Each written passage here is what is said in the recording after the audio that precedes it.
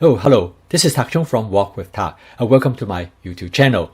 If you enjoyed this video and would like to receive notifications of my future video postings, please subscribe.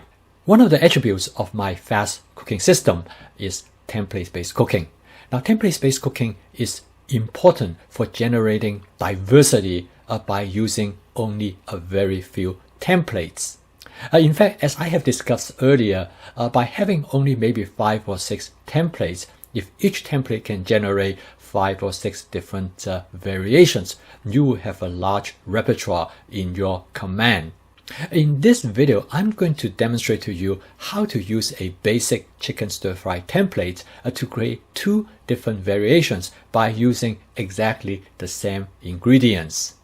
This chicken stir-fry dish is very simple. It uses only 2 ingredients, that is onion and jalapeno pepper. The dish could be used in many different ways. I frequently use on top of a salad, and it is also my son's favorite chicken dish. In my case, I can have chicken on demand because I prep them in such a way when I store them in the freezer, I can thaw them out in about 5 to 10 minutes. So let me first show you how I normally cook this stir-fry dish, and then I will show you the variations. I have cooked this dish in this particular way for a long time until recently somebody out pointed to me maybe I can cook it slightly differently, and that was an excellent suggestion.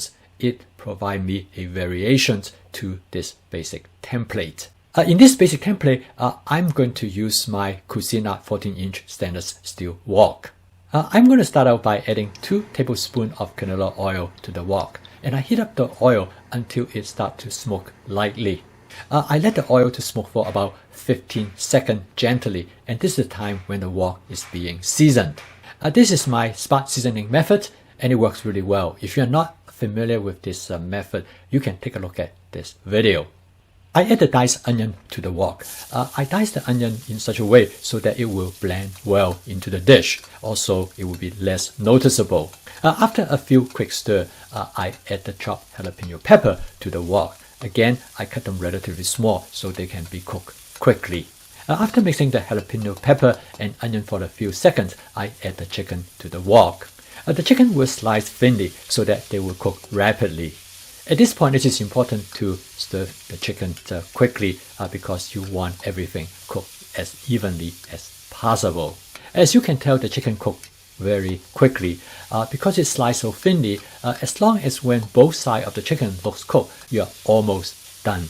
You don't want to cook the chicken too long because you do not want to overcook them. For this dish, I'm going to season it with lemon pepper as well as some mushroom seasonings. In this particular dish, I'm going to add a little bit water, just enough to dissolve what might have stuck to the surface of the wok. This will create a light sauce. After a few quick stir, the chicken is done. For this particular stir fry, I'm going to use the chicken to go on top of a salad. As I mentioned earlier, you can use this chicken in many different ways. As you can tell by adding the onion and jalapeno pepper early during the cooking phase, they blend much better into the dish. In fact, you really could not even identify them at this point. The variation of this dish is by adding the onion and jalapeno pepper later during the cooking process, and you will find there is a distinct difference. Another variation of this basic template is that I'm going to coat the chicken with cornstarch and season it first before I stir fry it. After I add the cornstarch, next I add lemon pepper to the chicken. Furthermore, I decided I'm going to add some paprika to the chicken seasoning as well. I have never tried this approach before, but I know the paprika will add some interesting flavor to the chicken. This second method actually is a variation of a method that you deep fry chicken when you coat them with a breading. But instead of using flour, I'm going to coat them with cornstarch. I came across this method during a conversation with a friend. He suggested me to try this because he said the chicken would be more tender because you were protected by cornstarch during stir fry. After talking to him, I decided I also going to add my seasoning together with the cornstarch that will make the chicken more flavorful. Again, I'm going to use my Cuisinart 14-inch stainless steel wok to cook this variation. I use my spot seasoning method to season the wok first.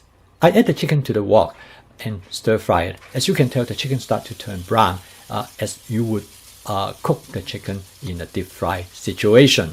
As you can tell, the appearance of the chicken is quite different from the first way I cook the chicken. I next add the diced onion to the wok. I stir fry the diced onion with the chicken for about a few seconds. I then add the jalapeno pepper to the wok. I stir fry the content for about another 20 seconds. As you can see that the onion and jalapeno pepper is cooked for a less amount of time than it is in the previous approach.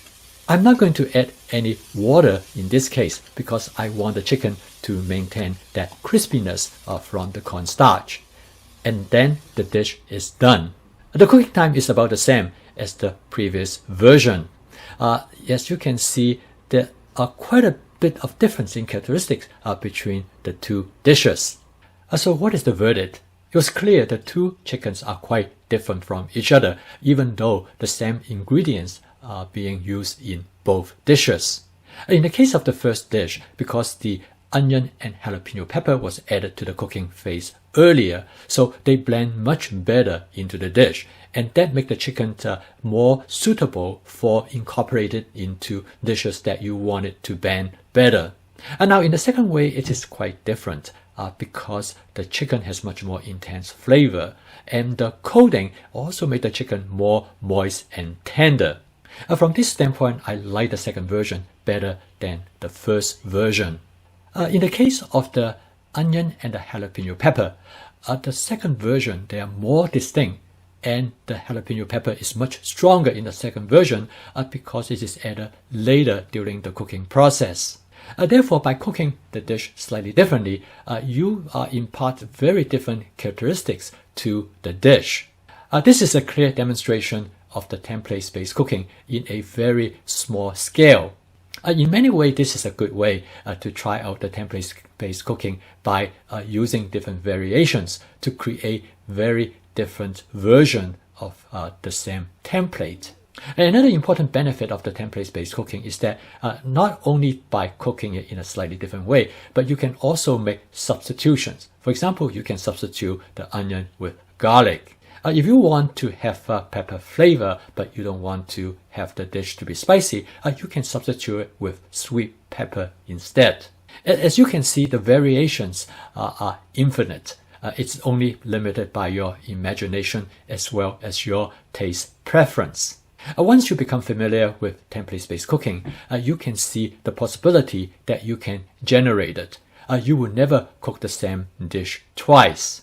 However, template-based cooking is most effective when you incorporate it with the other aspects of the fast cooking system. With flavor chasing, you will have a good idea how you want the dish to taste like, so you will have much better approach in how to adjust various ingredients in the template. And advanced prepping is key because then you will have all the ingredients available to you for you to use anytime. And of course, stir fry is the foundation of the cooking system because everything can be executed efficiently. Thank you for watching. If you find this video informative, please click the like icon below. That will help me to expand my audience base. I am posting my video regularly, usually one every day. If you like to receive notification of my future video postings, please subscribe to my YouTube channel. See you next time.